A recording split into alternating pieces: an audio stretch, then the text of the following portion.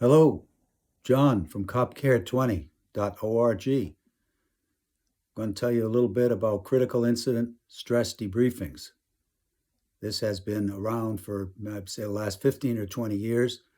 It was a couple of people who were professional psychologists, and they worked on rescue squads. And they saw a lot of death and troubles, and they decided that the EMTs, were needing help with this, and they invented their program. What it's intended to do is the police people who respond to these terrible incidents, the death incidents, injury incidents, the people who respond often catch a thing called post-traumatic stress disorder, and it's flashbacks and can cause all kinds of problems. I'm not talking about that today. I'm not telling you how they do what they call a debriefing. A debriefing means that a team of 4 people comes to the site, and within 48 hours, hopefully right away, but within 48 hours, they debrief or hear the talk of the people who were actually there when the horrible incident happened, the terrible incident happened. And there's a process that they use where they say just the facts. They want to know what happened, and just the facts. And they ask everybody in turn, and you can take a turn if you're sitting there. You're a little upset, they come back to you.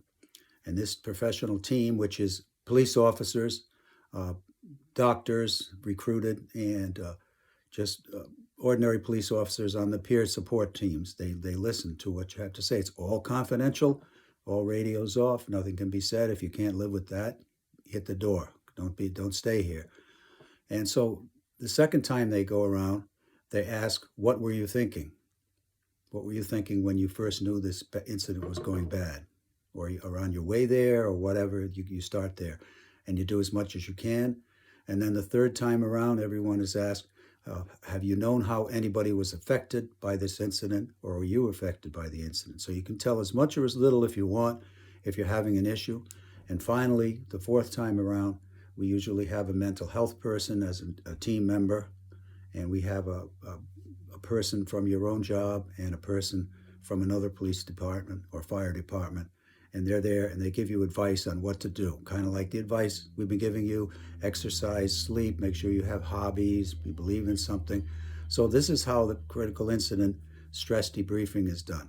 Most police command staffs think when they've paid for people to be certified to do one of those things, that they got enough people. Well, they're waiting for all the traumatic incidents to happen. In my scheme, if you go back and look at my videos, you see that the cumulative life stresses also enter into people, and people have issues not just because of the things they saw at work that were terrible or unstoppable, but within their own lives. They have incidents and they pile on top of each other and lead to, as we know, serious problems. The most serious would be a suicide. But they also learn to drink heavy drinking or gambling or things of their own nature that can be very not helpful for you, to say the least.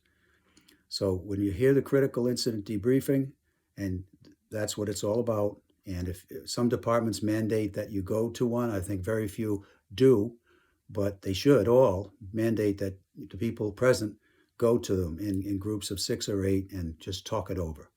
And then after, if someone is spotted as needing help, then they can get professional help in a confidential manner, not to ruin anyone's career.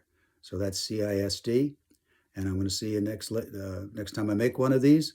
We're going to talk a little bit about how to break down the resistance of the police community toward having peer support teams, especially volunteer, proactive ones, real ones that work.